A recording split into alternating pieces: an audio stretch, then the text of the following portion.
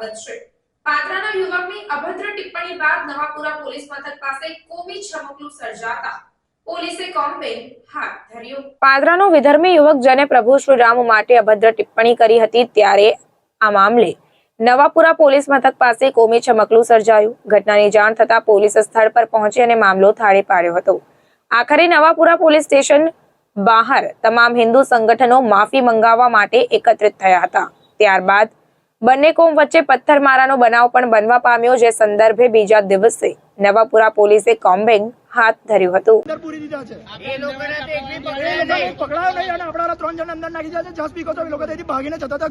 છોકરાઓ ગભરાઈને દોડ્યા છે તો એમને માર્યો છે ઢોર માર। છોકરાઓ ગભરાઈને ભાગતા હતા તો આપણા અંદર નાખ્યા, લોકોને એક બે જણને અંદર પકડીને નાખ્યા નહીં। એવું છે, અમારી દુકાન છે રાજમેર રોડ પર રોબોટિક કરીને। એમાં એવું છે કે અમારા પેજ ઉપર અમે લાઈવ આવીએ છીએ નવી નવી ઓફરો લાવવા માટે। તો અમારું સ્ટાર્ટિંગ જે સ્પીચ છે એ જય શ્રી રામથી ચાલુ થાય છે। અમે જે સ્પીચ આપી એમાં અમારું પછી પ્રોસેસ જે વોચ અમે બતાવવા જતા હતા એટલામાં જ એક અધર્મી આવીને જે સાહિબ પટેલ કરીને છે એ ભાઈ આવીને ડાયરેક્ટ અમારા રામ ભગવાન વિશે અપશબ્દ બોલી કાઢ્યો અંદર। પછી એ ભાઈને અમે કોલ લગાવવામાં આવ્યો કે ભાઈ ડિટેલ કાઢીને કે શું થયું પ્રોબ્લેમ। તો એ ભાઈએ ફોન ઉઠાવ્યો નહીં અને બ્લોક કરી દીધો। બીજાના ફોન પરથી લગાવ્યો તો બી બ્લોક કરી દીધું, ત્રીજા નંબરથી લગાવ્યો તો બી બ્લોક કરી દીધું।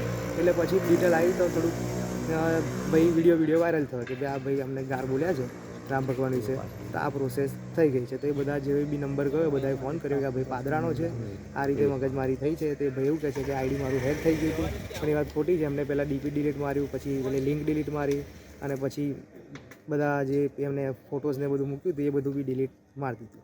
અને પાર્ટી એવું કહે છે કે ભાઈ આઈડી હેક થઈ ગયું। તો આઈડી હેક થઈ ગયું તો એ જ દિવસે ભાઈ રાતે અરજી આપવા ગયા। આઈડી હેક થઈ ગયો તો એની પહેલાં એ ભાઈ અરજી આપી જોઈએ ને।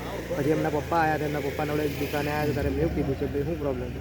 ત્યારે એમ ભાઈ એવું કીધું કે ભાઈ જ્યારે મારો છોકરો એના જોડે ફોન હતો ત્યારે મારો ફોન જે છે ને એનો હેક થઈ ગયો હતો।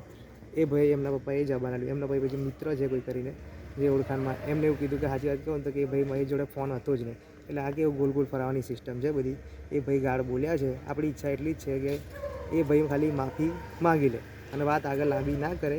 જે બી કરે અત્યારે તો અંદર પોલીસ અંદરમાં છે જ, જે બી કરશે સારું જ કરશે, પણ આપણો નિર્ણય એક જ છે કે ભાઈ માફી માંગી લે તો વાત પૂરી થઈ જાય। તો જ્યારે પોલીસ ત્યાં એકત્ર થયા હતા, પોલીસનો શું જવાબ હતો અને સાથે જે રીતે અહીંયા ઘર્ષણ સર્જાયું, એક નાનું ચમકલું પણ થયું છે, શું કહેશું? હા, એમાં પછી થોડીક હવે એ ભાઈને આવતા બહુ વાર લગાડી, ધીરે ધીરે કે આવું છું 5-10 મિનિટ કરીને અમને 8:30થી વેઇટ કરાવ્યો। એ પાર્ટી સીધા 11 વાગે આવ્યા। એમાં થોડુંક જેટલા બી અમારા ફોલોવર્સ છે તેમ થોડું ગુસ્સો ઉભરાવ આવી ગયો ભાઈ કે હજી આવતા નહીં એમ કરીને થોડુંક ઉત્સાહ વધારે આવી ગયો। એમાં થોડુંક પ્રોસેસ ચાલુ થઈ ગઈ તો થોડીક પથ્થરમારો બી એ થઈ ગયો છે એકડી એ હિસાબથી। એટલે મારું કહેવાનું નિવેદન છે કે ભાઈ ટાઈમ બહુ લગાવ્યો, આવું છું 10 મિનિટ કરીને પછી લોકો અમારા વધારે ફાસ્ટ થઈ ગયા। કારણ કે આ ધર્મ બાબતે વાત આવી ગઈ ને એટલા માટે જેટલા બી ફોલોવર્સવાળા છે એ બધા અહીંયાથી સંગઠન ભેગા થઈ ગયા। જતીન પટેલ અને 3 છોકરાને વાગ્યું છે, માથામાં પથ્થર વાગ્યું છે, અમને લોહી નીકળ્યું છે, એક જણને પગમાં બી વાગ્યું છે। એ સદી બધાને ઈજા થઈ છે। શરૂઆત ક્યાંથી થઈ ગઈ? શરૂઆત આપણે આ બાજુથી થઈ હતી, રાવપુરાથી એ બાજુની સાઈડ નવાપુરા મસ્જિદ છે ત્યાંથી પથ્થરમારો થયો ચાલુ। એટલે લોકો ટોળા જામ્યા હતા? શું હતું? હા, ટોળા જામ્યા હતા। 2 બાજુથી ઘેરો હતો, એક આ બાજુથી હતો ને એક પેલી બાજુથી હતો। ત્યાં એકડીથી પછી પથ્થરમારો કરવાનું ચાલુ કર્યો ધીરે ધીરે।